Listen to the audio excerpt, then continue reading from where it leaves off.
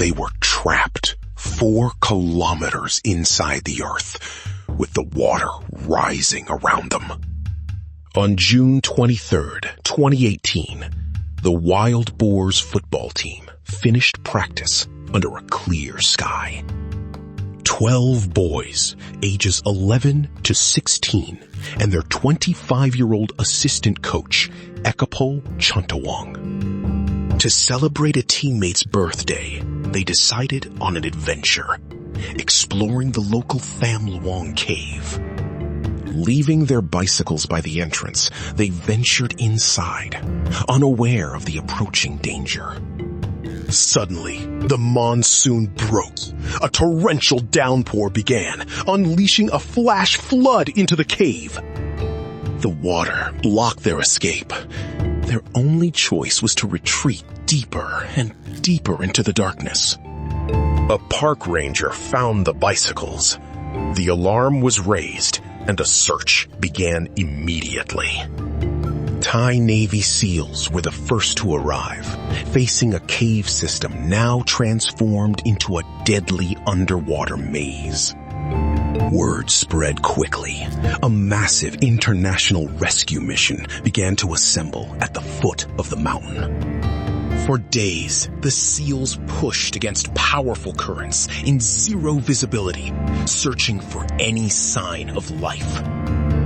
Outside, thousands of volunteers worked tirelessly, using giant industrial pumps to try and lower the water level, a race against the rain. The water was like cold coffee. Divers navigated by touch alone, their hands tracing the rock, feeling for any opening or passage forward. Days turned into a week. The constant rain was a demoralizing drumbeat, and the hope of finding anyone alive was almost gone.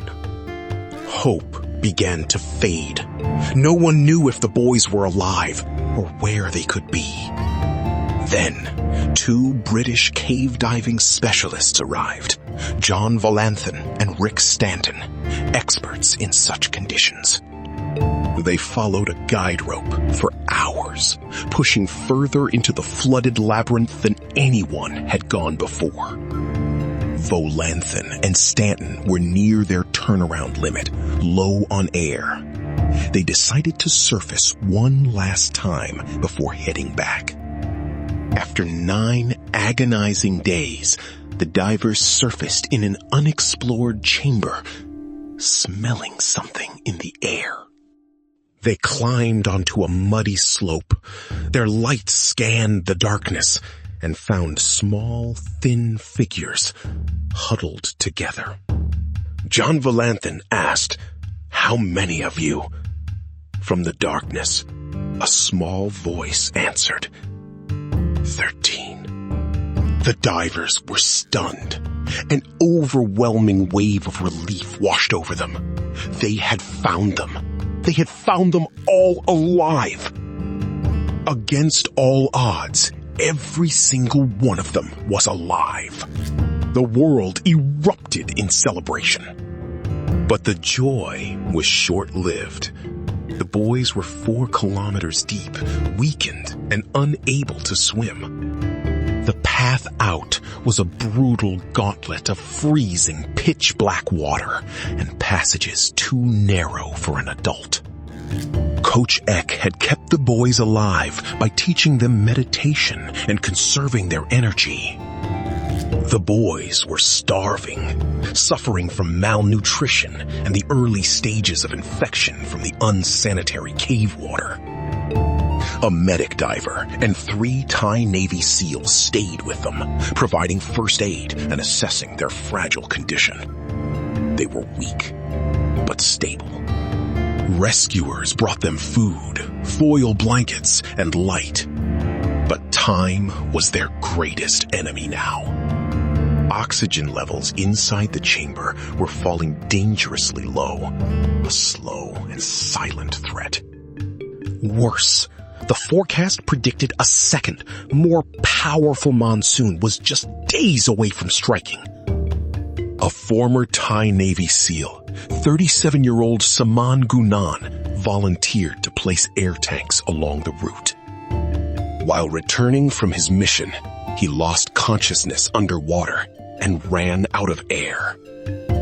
His dive partner tried desperately to revive him. Saman Gunan's body was brought out of the cave. A hero, lost to the darkness. His death was a heavy blow. It proved that even an expert diver could die on this journey. With time running out, an Australian doctor and anesthetist, Richard Harris, proposed a desperate, unprecedented plan. The plan was met with disbelief and horror. No one had ever sedated children and passed them through a submerged cave system. Harris demanded full legal immunity. The Thai government had to agree to a plan that could, in a worst-case scenario, kill the boys. He would dive into the chamber and sedate each boy with a powerful anesthetic for the journey. They would be unconscious, a terrifying risk. One wrong move could be fatal in the water. The ketamine cocktail had to be perfect. Too little, and a boy could wake up and panic. Too much, and he could stop breathing. On July 8th, the world held its breath as the operation began. There was no other choice. Inside, Dr. Harris administered the first dose. The boy went limp and was fitted with a mask. Tethered to a diver, the first boy began his silent journey through the flooded passages. At the main staging area, deep inside the cave, rescuers waited in tense silence for news of the first boy's arrival.